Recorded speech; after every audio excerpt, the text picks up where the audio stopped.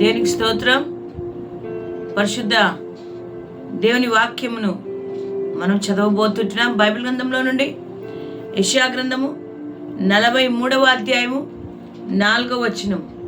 నీవు నా దృష్టికి ప్రియుడవైనందున ఘనుడవైతివి, నేను నిన్ను ప్రేమించుచున్నాను. హల్లెలూయా.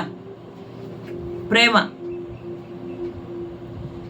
ఆయన అనగా మన పరమ తండ్రి మనల్ని ప్రేమిస్తూ ఉన్నాడు. నా ప్రియ సహోదరుడ సహోదరి, ఉదయకాలమున దేవుని యొక్క మాటలు వినడానికి ఆశ కలిగి వచ్చిన మీ అందరితో దేవుడు మాట్లాడుతూ ఉంటున్నాడు.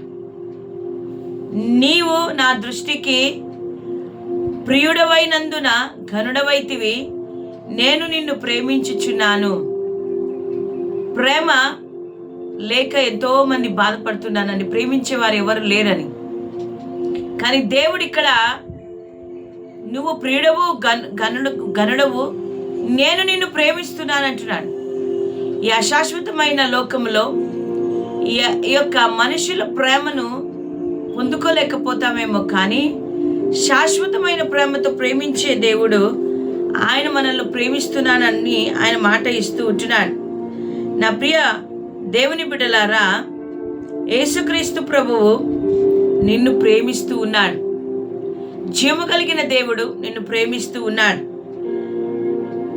ఏలోక సంబంధమైన తల్లిదండ్రులు తమ పిల్లల్ని ఏ రీతిగా ప్రేమిస్తాడో ఆయన కూడా నిన్ను అదే రీతిగా ప్రేమించి నీ యొక్క జీవితంలో ప్రతి మెట్టులో, ప్రతి విజయములో, ప్రతి పనిలో దేవుడు నిన్ను ఆయన ప్రోత్సహిస్తూ, నిన్ను బలపరుస్తూ, నీకు సహాయం చేస్తూ ఆయన నడుస్తూ ఉంటున్నాడు.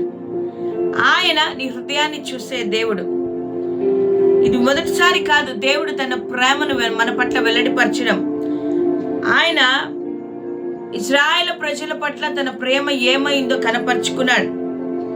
అదే దేవుడు, మారని దేవుడు, ఏకరీతిగా ఉంటున్న దేవుడు, మార్పు లేని వానిగా, నిత్యము మనల్ని ప్రేమించే దేవునిగా ఆయన ఉన్నాడు. ఆయన ప్రేమను గురించి మనతో మాట్లాడుతూ ఉంటున్నాడు. ఆయన ప్రేమ శాశ్వతమైన ప్రేమ. ఆయన ప్రేమ మరి నిన్ను నన్ను విడువక ఎడబాయక కృప చూపుతూ నడిపించు ప్రేమ. ఆ ప్రేమను గురించి మరి దేవుడు మనల్ని ప్రేమిస్తూ ఉంటున్నాడు. ఆయన సృష్టి అయిన మనలను ఆయన ప్రేమిస్తూ ఉంటున్నాడు. ద్వితీయోపదేశ కాండము 7వ అధ్యాయము 7వ వచనములో మరి ఆయన ఒక మాటను చెప్తూ ఉంటున్నాడు. పాప పరిహార్త బలిని గూర్చి, అపరాధ పరిహార్త బలిని గూర్చియు గాని విధి ఒక్కటే. ఆయన మనల్ని ప్రేమించాడు. ఎంత ప్రేమించాడంటే అన్నిటికీ బలిగా తన కుమారుడైన యేసుక్రీస్తును మన కొరకు ఇచ్చాడు. ఆయన ప్రేమ తనెంతగానో ప్రేమించిన తన కుమారుని అర్పించేశాడు. అందుకే యోహాను సువార్త 3వ అధ్యాయం 16వ వచనంలో దేవుడు లోకమును ఎంతో ప్రేమించెను కాగా ఆయన తన అద్వితీయ కుమారునిగా పుట్టిన వాని యందు విశ్వాసం ఉంచువాడు ప్రతివాడు రక్షింపబడతాడన్నాడు. లోకమును ఎంతో ప్రేమించాడు. కొంచెము కాదు. తన సృష్టి అయిన తన సృష్టించిన ఆ యొక్క సృష్టిలో ఉంటున్న మానవాళిని అందరినీ కూడా ఆయన ఒకే రీతిగా ప్రేమిస్తూ వచ్చాడు. ప్రేమలో మార్పు లేదు. ఆయన ప్రతి బిడ్డను ప్రేమించే దేవుడు. ఆయన అంతగా మనల్ని ప్రేమించాడు కాబట్టి ఆయన తన కుమారుని మన కొరకు పంపగలిగాడు. నా ప్రియ సోదర సోదరి, దేవుని ద్వారా ప్రేమింపబడము అనేది చాలా గొప్పది. ఉదాహరణకు మనము ఏదన్నా పనిలో కానీ, లేక ఏదైనా స్పోర్ట్స్లో కానీ, ఏ దానిలోనే కానీ ఏదైనా మనం పొందుకుంటే అది గొప్ప అచీవ్మెంట్ అంటారు. ఆ రీతిగా దేవుని ద్వారా మనము ప్రేమింపబడడం అనేది చాలా గొప్ప హైయెస్ట్ అచీవ్మెంట్. అదే మన జీవితాలలో హైయెస్ట్ పొజిషన్. అదే ఇక అంతకంటే వేరే ఏమీ లేదు. మనం పాపములో, శాపములో, నరకములో, ఇబ్బందుల కొలిమిలో మనం కొట్టుకొని పోతామని ఆయన మనల్ని ప్రేమించి మనల్ని దగ్గరికి చేర్చుకొని మనకి ఏది అవసరమో ఆ అవసరతలు తీరుస్తూ మనల్ని నడిపిస్తున్నాడు. ఆయన తన ప్రేమను మన పట్ల వ్యక్తపరిచాడు. అందుకే ఆయన అంటాడు యెషయా గ్రంథంలో ఆ యొక్క 43వ అధ్యాయం 4వ వచనంలో ఇంకొక మాట కూడా రాయబడింది, నీకు ప్రతిగా మనుషులను అప్పగించుచున్నాను. ఆయన మనల్ని ప్రేమిస్తున్నాడు కాబట్టి మనకు బదులుగా మనుషులను అప్పగిస్తానంటున్నాడు.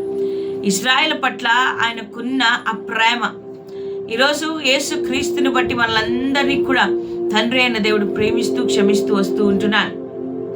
నా ప్రియ దైవజనమా, దేవుని బిడ్డలారా, నీవు దేవుని దృష్టికి ఏ రీతిగా ఉన్నావు? ప్రియుడిగా ఉన్నావా? ఘనుడిగా ఉన్నావా? లేక దేవుడు ప్రేమించుకోకుండా నీవు పాపములో ఉన్నావా? దేవుడు మానవుని ప్రేమిస్తాడు కానీ పాపాన్ని ప్రేమించే దేవుడు కాదు కదా.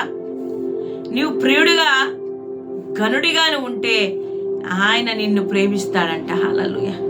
దేవునికి ప్రియుడిగాను ఉండాలి. దేవునికి ఇష్టమైనవి నువ్వు చేయాలి. దేవునితో సహవాసము చేయాలి. దేవుని దృష్టికి నువ్వు ఘనుడుగా బ్రతకాలి. నిన్ను ప్రేమించి నిన్ను విడిపించి నిన్ను రక్షించే దేవుడు ఆయనే. ఈ ఉదయ కాలమున లోకంలో ఎంతో మంది మనల్ని ప్రేమిస్తామని చెప్తారు. అది అశాశ్వతమైన ప్రేమ.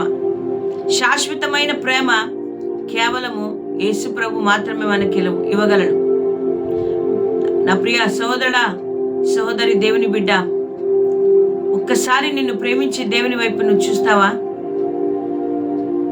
నిన్ను ప్రేమించి నీ కొరకు తన ప్రాణమునిచ్చిన ఆ దేవుని వైపు నువ్వు చూస్తావా?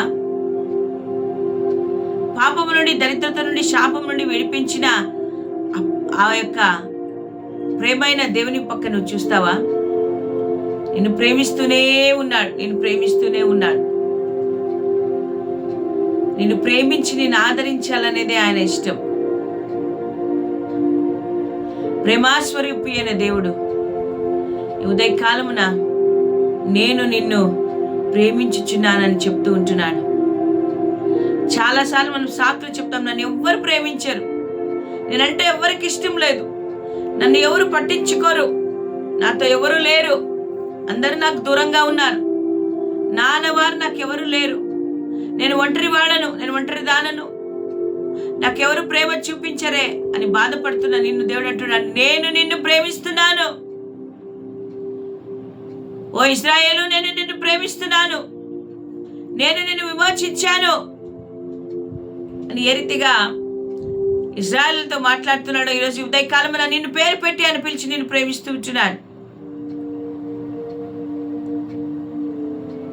మనం చేయాల్సిందంతా ఆయన వైపు చూడాలంతే. ఆ శాశ్వతమైన ప్రేమ, కల్వరి ప్రేమ, ఆ ప్రేమను మనం పొందుకుందాం ఈ ఉదయకాలమున.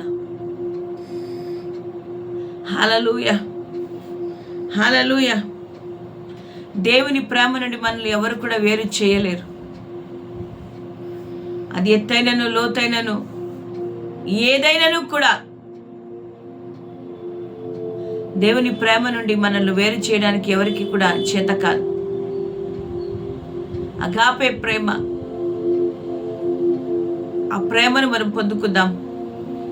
నిస్సహాయ స్థితిలో దిగులు పడుతూ, దుఃఖపడుతూ, బాధపడుతూ, అప్పుల చేత, రోగముల చేత పీడింపబడుతూ, సమస్యలను ఎదుర్కోలేక కృంగిపోయి ఉన్న మనలతో ఆయన అంటున్నాడు, నీవు నా దృష్టికి చాలా ప్రియుడవు, నువ్వు చాలా ప్రియమైన బిడ్డవు, నేను నిన్ను ప్రేమిస్తున్నాను, భయపడద్దు. ఇవన్నిటిని కూడా నేను తొలగించే దేవుడు, వీటన్నిటిలో నుండి నీకు జయమునిచ్చి నేను పక్కకు తీసుకుని వచ్చే దేవుడు నేనే. నేను నిన్ను ప్రేమిస్తున్నాను అని చెప్తూ ఉంటున్నాడు. ఎంతమంది ఈ మాటని ఇష్టపడతారు? ఎంతమంది యేసయ్య ప్రేమ కావాలని కోరుకుంటారు? కోరుకున్న వారందరూ కూడా ఆయన వైపు చూద్దామా? యేసయ్య, నీ ప్రేమ నాకు కావాలయ్యా. నీ ప్రేమ లేనిదే, నీ దయ లేనిదే, నీ కృప లేనిదే నేను లేనయ్యా.